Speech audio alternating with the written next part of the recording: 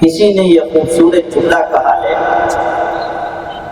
کہ جو لوگ خواب دیکھتے ہیں، خواب دیکھتے رہتے ہیں، ان کے لیے رات چھوٹی ہوتی ہے، اور جو لوگ خواب کو شرمندہ تعبیر کرنے کا ہنر جانتے ہیں ان کے لیے دن چھوٹے پڑتے ہیں۔ اگر میں یہ کہوں کہ ہمارے ساجد بھائی خوابوں کو شرمندہ تعبیر کرنے کا ہنر جانتے ہیں تو یہ ان کی حقیقی تعریف ہوگی، اس میں کوئی مبالغہ نہیں ہوگا۔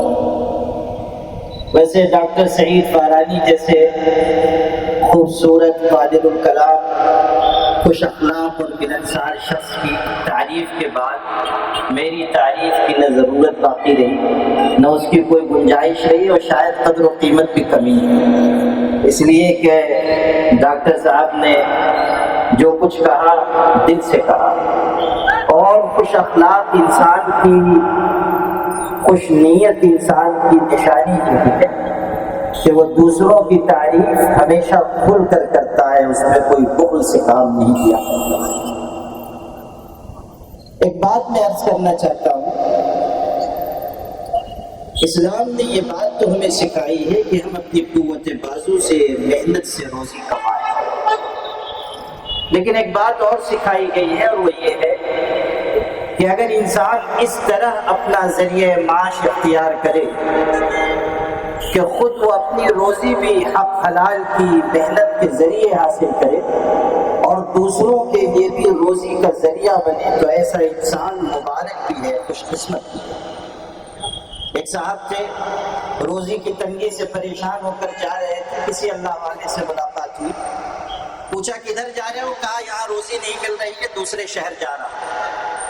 چلے گئے، راستے میں ان کے ساتھ ایک قصہ ہوا، وہ پھر واپس آئے۔ میں مختصر آپ کو سنا رہا ہوں، اس لیے بھی کہ کہیں بارش تیز ہو گئی تو سارے سامعین رفو چکر ہو جائے، تو اس لیے میں مختصراً آپ کو سنا دیتا ہوں۔ کچھ دن کے بعد وہ پھر شہر میں نظر آئے، تو ان بزرگ سے ملاقات ہوئی، انہوں نے پوچھا تم تو گئے تھے دوسرے شہر، ابھی ادھر کیوں نظر آ رہے ہیں؟ اس نے کہا کہ میں جا رہا تھا، جنگل سے گزر ہوا، ایک درخت کے نیچے رکا، میں نے دیکھا کہ اس کے اوپر ایک سانپ ہے اور وہ اندھا ہے، میرے دل میں یہ خیال ہوا اس اندھے سانپ کو کیسے روزی ملتی ہوگی، وہ بھی درخت کے اوپر۔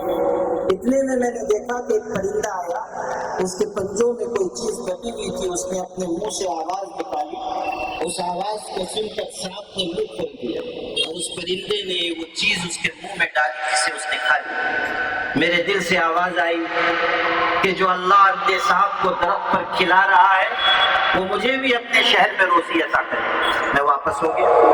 یہ بات تو سب کو سمجھ میں آ گئی، لیکن ان اللہ والے نے جو بات کہی وہ بڑی گہری بات۔ انہوں نے سنا تو کہا بڑے کم ہمت ہو، تم نے اندھا سانپ بننا پسند کیا، تم نے وہ پرندہ بننا پسند نہ کیا جو اپنی روزی بھی حاصل کرتا ہے اور دوسروں کو بھی روزی پہنچاتا ہے۔ تم نے کم ظرفی اور کم ہمتی کا راستہ اختیار کیا۔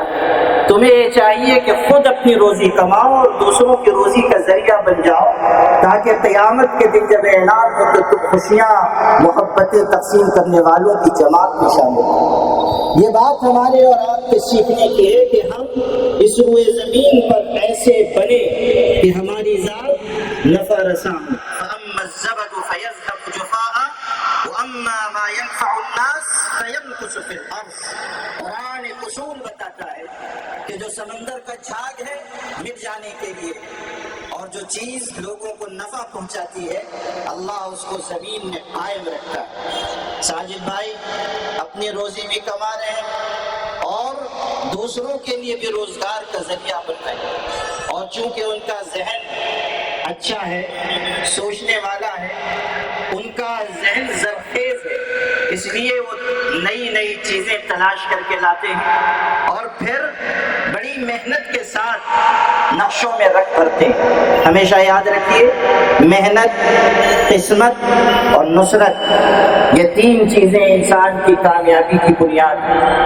اگر انسان محنت نہ کرے زمانے کی بھیڑ میں گم ہو جائے گا، اور اگر محنت ہو، قسمت ساتھ نہ دے، تب بھی انسان نہیں چل سکے گا۔ اور اگر محنت بھی ہے اور قسمت بھی ہے لیکن اللہ کی نصرت نہ ہو، تب بھی انسان کامیاب نہیں ہو سکتا۔ محنت، قسمت اور نصرت، یہ تینوں چیزیں جمع ہوتی ہیں تب انسان کامیابی کی شاہراہوں پر آگے بڑھتا ہے۔ جو یقین کی راہ پہ چل پڑے انہیں منزلوں نے پناہ دی، جنہیں وسوسوں نے بہکا دیا قدم قدم پہ بہک گئے، جنہیں وسوسوں نے ڈرا دیا وہ قدم قدم پہ بہک گئے۔ یقین کی راہ، محنت کی راہ، نصرت الہی کی راہ کامیابی کی ہے۔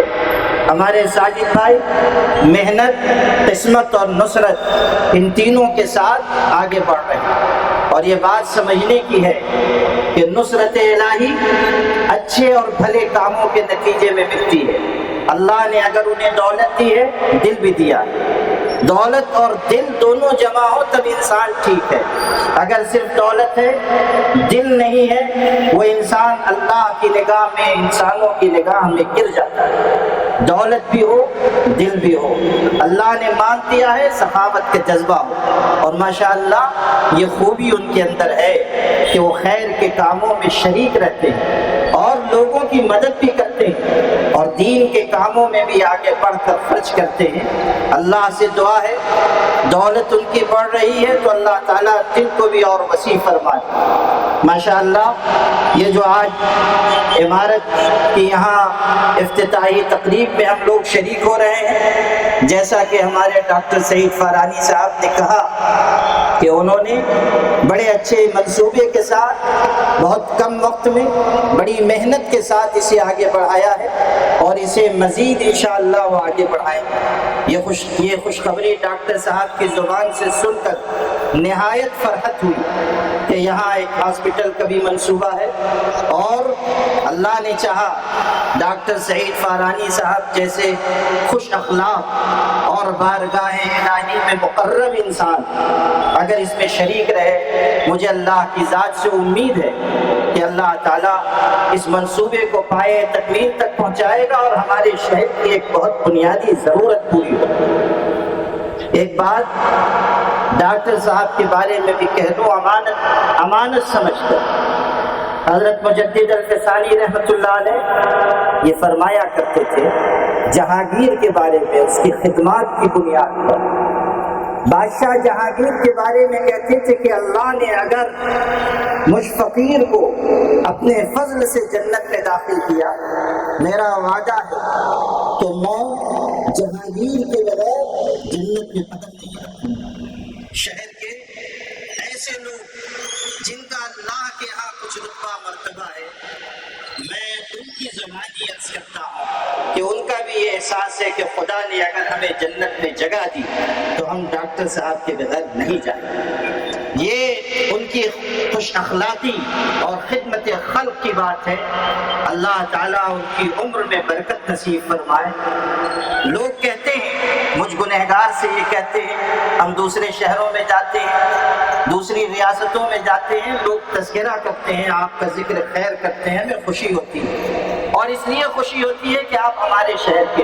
میں بھی یہ عرض کرتا ہوں کہ مجھے اس بات پر فخر ہوتا ہے کہ میں اس شہر میں رہتا ہوں جہاں ڈاکٹر سعید فارانی جیسا خوش اخلاق اور ساجد بھائی جیسا ملکسار شخص رہتا ہے۔ مجھے بھی اس پر فخر ہے، اور میں ان حضرات کے لیے نیک تمنائیں، نیک خواہشات اور دل کی دعائیں پیش کرنا اپنی سعادت سمجھتا ہوں۔ مجھے امید ہے کہ آپ سب کا تعاون، آپ کی مدد، آپ کی شرکت، آپ کی دعا شامل حال رہے گی، اور ہم اس شہر کو بدلنے میں، اس شہر کے نقشے کو بدلنے میں، خد و خال کو بدلنے میں، اس کے جو موجودہ حالات ہیں اس کو بدلنے میں انشاءاللہ کامیاب ہیں۔ میں یہ وضاحت بھی کرنا چاہتا ہوں کہ یہ بات جو آخر کی میں نے کہی ہے وہ اس یو ٹرن کے بارے میں نہیں ہے جس کا تذکرہ ڈاکٹر صاحب فرما رہے ہیں۔ جی ہاں، کسی کو اس سے غلط فہمی نہ ہو۔ ویسے ہی آج کل میں جہاں جا رہا ہوں لوگ ایک ہی سوال کرتے ہیں، آگے بھی ایک سوال، پیچھے بھی ایک سوال۔ ابھی